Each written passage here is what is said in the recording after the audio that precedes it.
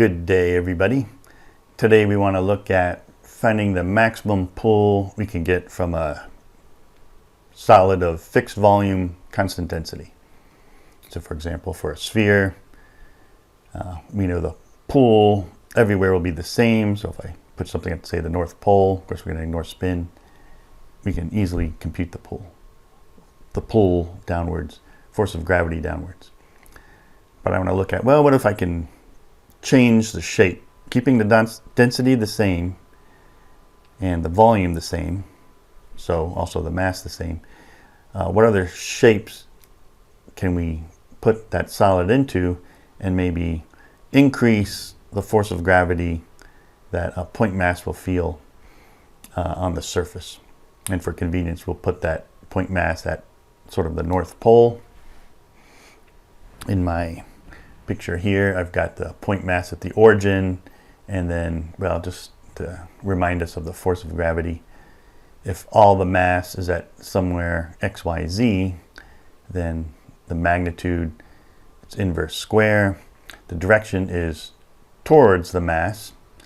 So the Cartesian form for the force of gravity would just be GMM all over x squared plus y squared plus z squared to the 3/2 times vector xyz. The shapes we're going to consider will be symmetric about the z-axis, so we're going to look at the pull only in the z direction. So the z component of the force of gravity, and we'll divide by the point mass. So that's kind of the acceleration, that little g, F equals mg, little g. We're finding this value. We want to maximize that. So this will be gmz all over x squared plus y squared plus z squared to the 3/2. And again, if our mass is below the xy plane, z will be negative, and the pull is, of course, downwards. To make things a little more convenient, we're going to use units. So, if we have this fixed volume, well, if we were to shape the fixed volume into a sphere, we want units so that the radius of that sphere would be 1. And the mass, we're going to want to be 4/3 pi. We want it to be that because we're actually more interested in the density, right? The volume is 4/3 pi r cubed, and so the density, like that, would be 1. So we want units where the density is 1, the radius is 1, so that forces the mass to be 4/3 pi. And you can choose units of time so that big G will equal 1. So now we've got our z component of the force of gravity divided by the point mass is just going to be, well, I'll still keep it m. We'll change that to density times volume in a second here.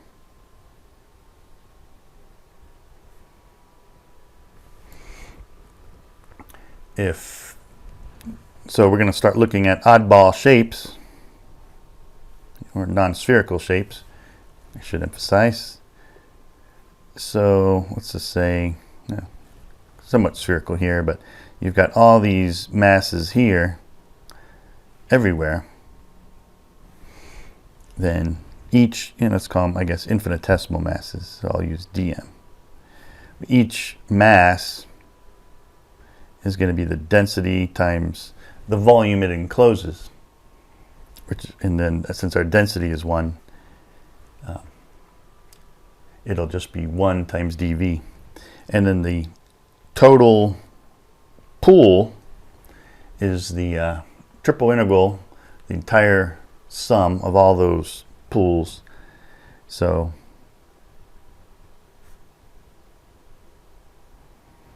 little m.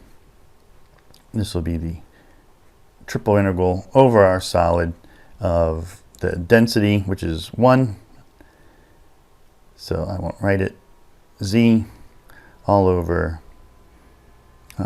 x squared plus y squared plus z squared to the 3 halves dv.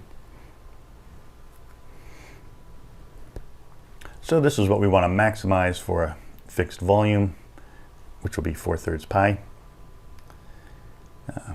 We could easily find it for the sphere. For the sphere, if I want a sphere shaped like, well, centered on the negative z-axis tangent to the origin with radius 1, this sphere would have radius rho is -2 cosine of phi. Yeah, for phi, going from pi/2 to pi. All right, so those will be the phis that put me below the xy plane. Cosine is negative for those values of phi. So this ends up being it. You can get it by starting in Cartesian and converting.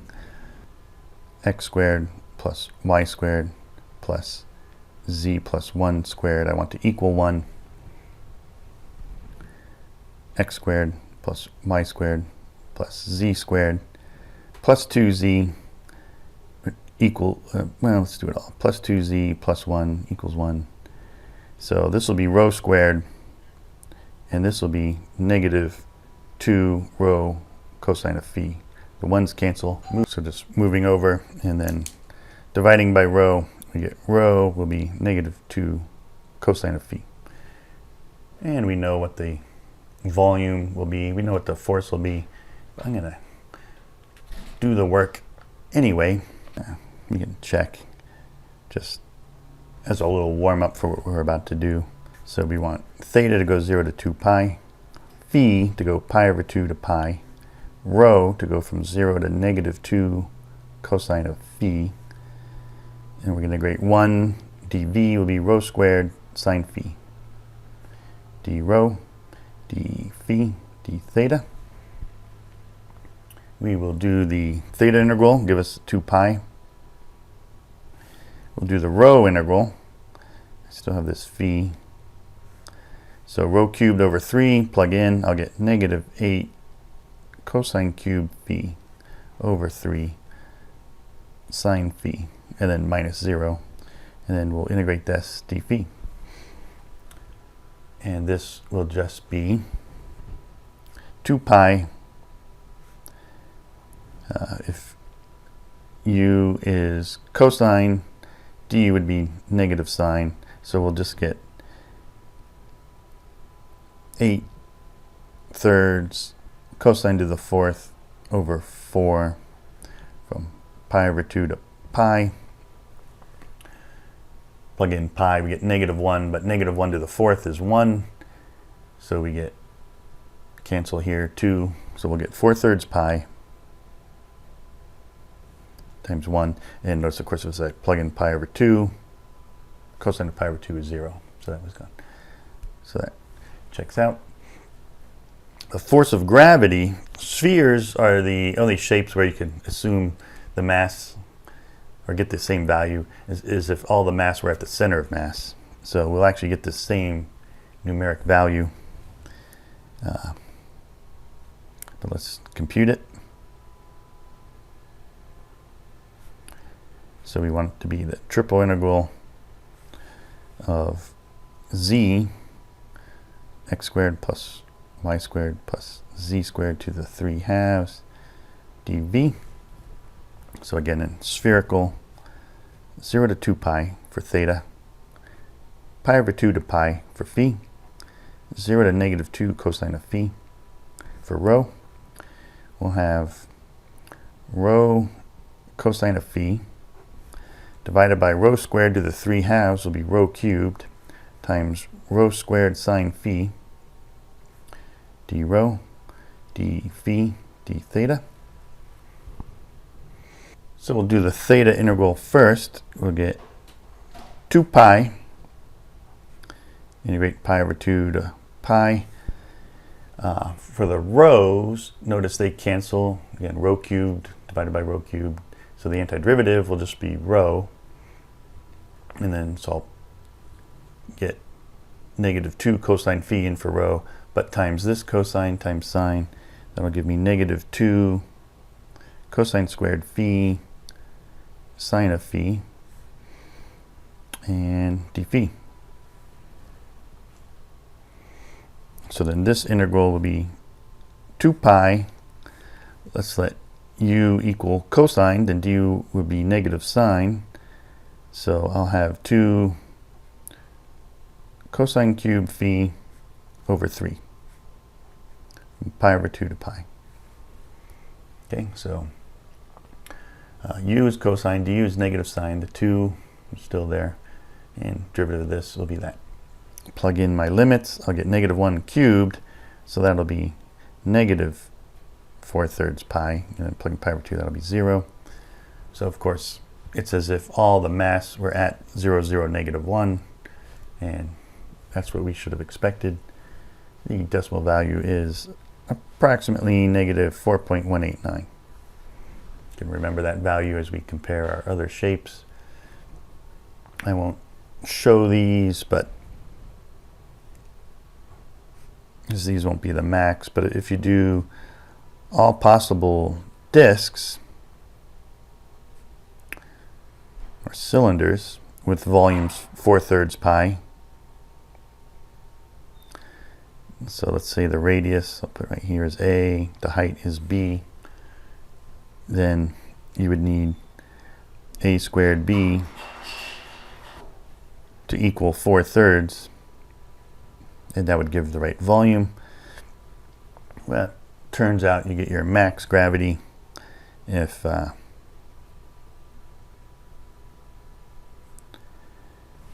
let's see here, it's about negative 4.21, might as well put a few more decimals, 74, and that's when A is about 0.93325, and the height is about 1.5309. So that gives you the max pull of, if the density is 1, volume 4/3 for a cylinder. And so that beat the sphere. Maybe not surprising. The sphere is the same everywhere, right? So if I put points elsewhere on the disk, the pull would be less. But at least right there on that top center, the pull is more than at the sphere. Something else to consider would be ellipsoids. This would be hard to graph, but they would be something like x squared over a squared plus y squared over a squared. So they're going to have that symmetry. Then plus z minus b all over b, and then all that squared equals 1. So I want an ellipsoid here. The max is even bigger. It's about negative 4.2811, and that occurs when A is 1.116, B is 0.8029. So we maximize the pull a lot more, but can we even do better? And well, the answer is yes. To do better, let's look at our pull again. Here's kind of a shape. Let's say we've got this little mass here, dm. What we want to do is set everywhere, whatever this value is, z over x squared plus y squared plus z squared to the 3/2, set it equal to a constant. I'll put in a negative so that k will be positive. So this will have the shape of maximum pull. We'll take a look at it. I'll first reveal the answer. It turns out we'll need k to equal, I think, 1 over 5 to the 2/3.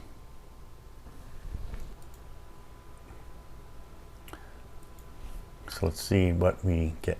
So here is the implicit plot of z over x squared plus y squared plus z squared to 3 halves equals a negative constant, and as I said, 1 over 5 to the 2/3.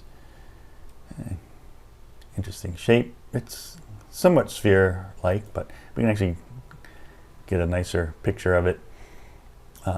Before I do that, I'm going to cross multiply and square both sides.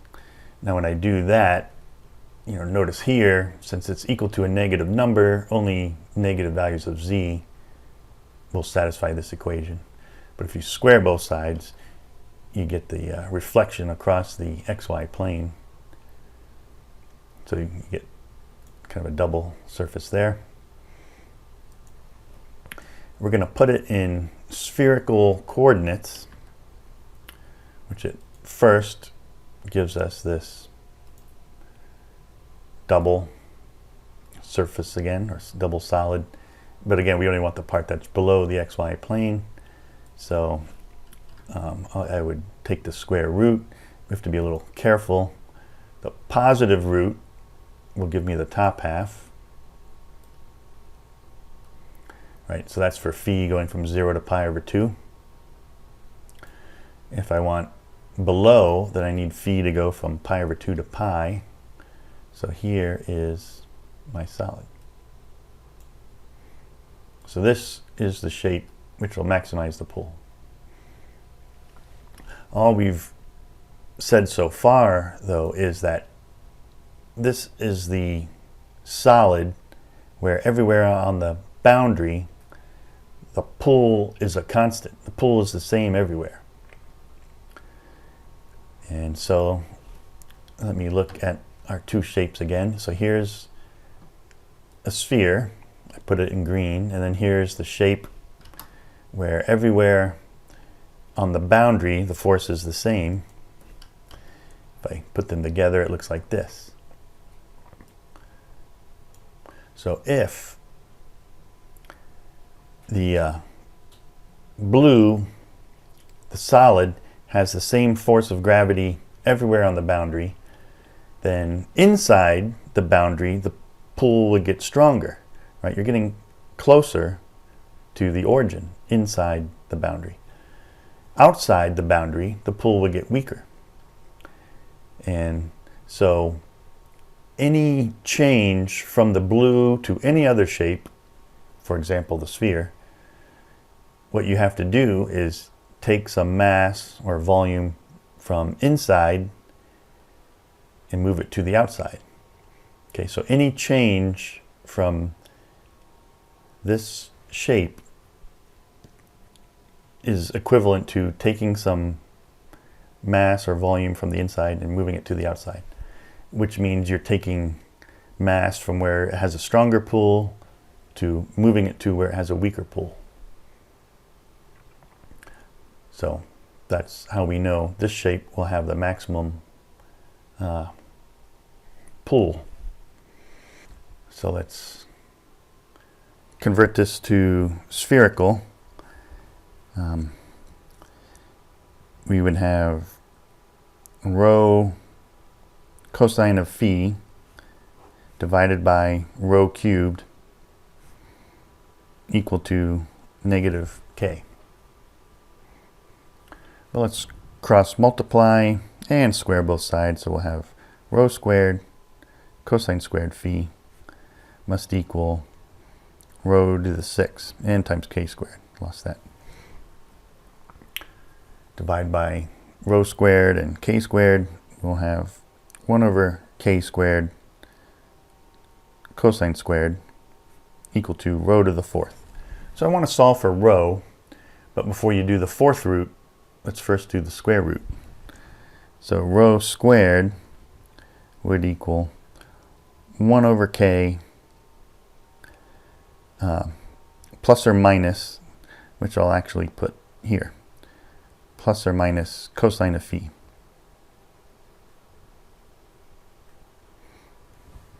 Right, so when I take the square root, I need a plus or minus. I'm going to attach it because I'll just to the cosine.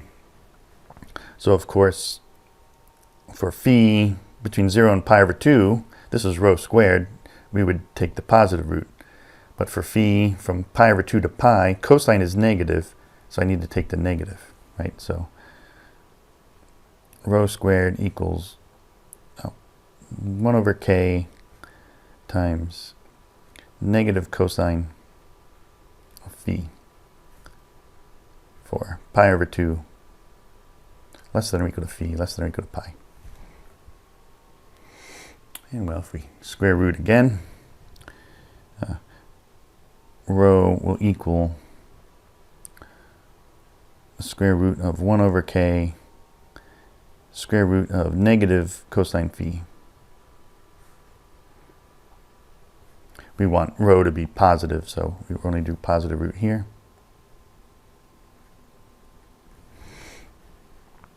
And just for convenience, I just called this C.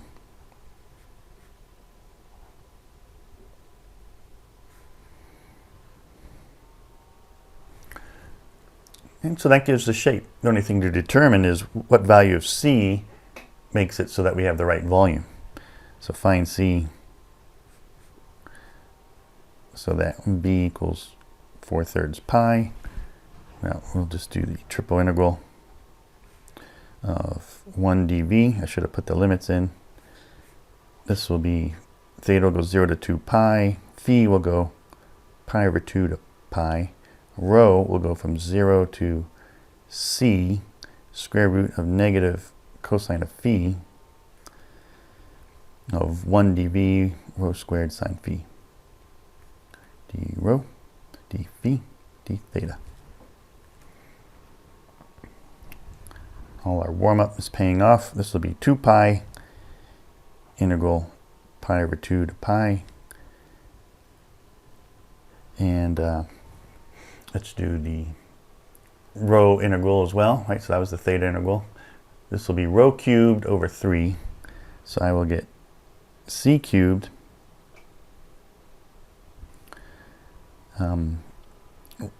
times negative cosine phi to the 3/2 power divided by 3. And then times sine phi d phi. All right, so here we'll let u equal negative cosine, du will be sine. So this is just going to be 2 pi c cubed over 3 times negative cosine of phi to the 5/2 divided by 5/2. Let's go ahead and put 2/5 here from pi over 2 to pi. So this will be 4 pi c cubed over 15. And if you plug in pi, you get the negative of -1, 1 to any power. Plug in pi over 2, that's 0. So that's what we get. And again, we want to set this equal to 4/3 pi. Well, you end up with c cubed equals 5. Or c equals 5 to the 1/3. And if we go back, we would see, 1 over k is c, or squared. Whoops. Right. So this was c. So if I square 1 over k was c squared, or 1 over c squared is k. So if c is 5 to the 1/3, k is 1 over 5 to the 2/3. Right, so that'll give us the right volume. Now for the force of gravity, this will equal triple integral of z x squared plus y squared plus z squared to the 3/2 dv. Again, we're going to do it in spherical coordinates, so this will be 0 to 2 pi for theta, pi over 2 to pi for phi, 0 to 5 to the 1/3 square root of negative cosine of phi for rho, rho cosine phi divided by rho squared to the 3/2 will be rho cubed, dv will be rho squared sine phi d rho d phi d theta. So again, 2 pi integral pi over 2 to pi for phi. The rho cubed on top cancels the rho cubed on the bottom, so the antiderivative will just give me a rho. Plug in my limit, I'll get 5 to the 1/3 times negative cosine of phi to the 1/2 power times cosine phi, which is the negative of negative cosine of phi, because I'm going to combine it, and then times sine phi d phi. Right, so this integral is 2 pi 5 to the 1/3 integral pi over 2 to pi. Pull this minus out. Actually, I'll pull it all the way out, so negative. And now I have negative cosine phi times negative cosine phi to the 1/2. So I have negative cosine of phi to the 3/2 sine phi d phi. And this will be negative 2 pi 5 to the 1/3. If u is negative cosine, du is sine, so I'll just get negative cosine of phi to the 5/2 power divided by 5/2, so 2/5 again, pi over 2 to pi. Plug in my limits, I'll get negative of negative 1 again, so altogether I get negative 4 pi 5 to the 1/3 divided by 5, which if you like, you can also write as negative 4 pi over 5 to the 2/3. And as a decimal, this is about negative 4.2976. So a stronger pull in the downward direction. And this is the max we can expect. So can't do any better than that. So again, there we go. Last look at the shapes. Blue is our shape. Green is the sphere. Right here. Makes a nice 3D print. Kind of looks like a tomato.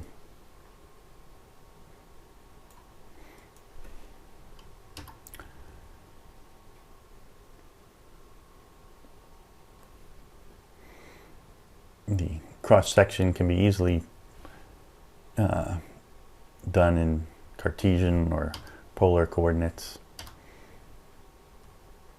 Oops, I don't want to.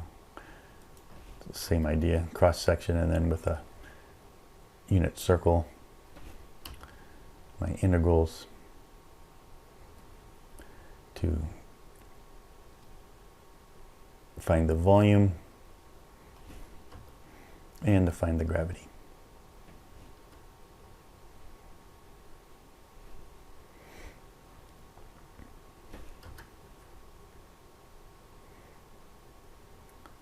So that's it. Hope you enjoyed.